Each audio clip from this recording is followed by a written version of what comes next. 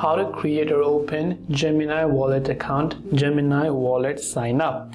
Now, we're not talking about Gemini Assistant, but the Gemini Wallet app, by the way. So if you want to sign up on Gemini Wallet app, simply launch the Gemini Wallet app, and this is the type of option that you will see. If you have an account, that's perfectly great. You can scroll down and tap on sign in, but if you don't, tap on the get started button. It will ask you to let's get started. So over here, just tap the continue button.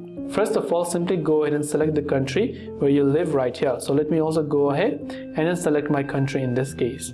Once I've done that, tap on next. Now I can simply enter my legal first name and my legal last name. As I've done that, just tap the next option again. Enter the email address that you want to use, then tap on next. It will ask you to create a password, so let me go ahead and then do that as well. Once I've created a password, if you're not sure what you've typed in, tap the I icon right here, then tap on create account. You can choose to use your fingerprint to basically verify the biometrics. Now your account has been created. Now what you can do is now you can go ahead and enter your email and password and log into your account.